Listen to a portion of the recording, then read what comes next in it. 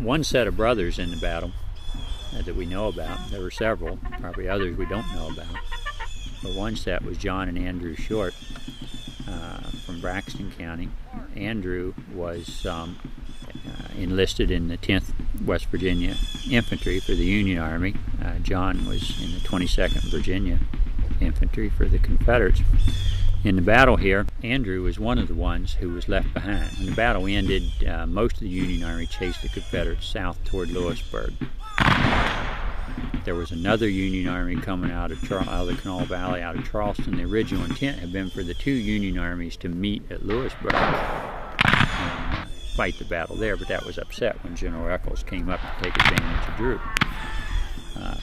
But anyhow, the Union Army chased them till dark, went into camp at Rennick, 10 miles south of here. The Confederates continued through the night and all day the next day on down into Virginia. Here at the battlefield, a small group of Union soldiers was left behind to bury the dead and take care of the wounded.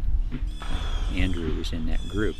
As Andrew was out in the dark gathering bodies, dragging them back to be buried, he came across one that he immediately recognized, and sure enough, when he got the body back to the fire where they could see, there's his brother John, killed in the battle that day.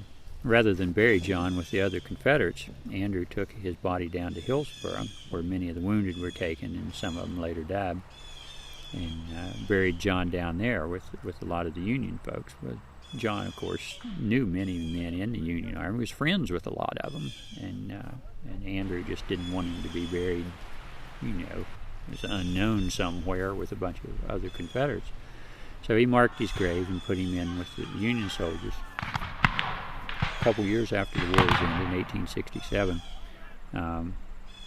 all across the country, groups went to the battlefields and dug up the Union soldiers. This was funded by the federal government to dig these men up and move them to the national cemeteries. Well, that happened here at Droop in 1867, and as they were digging up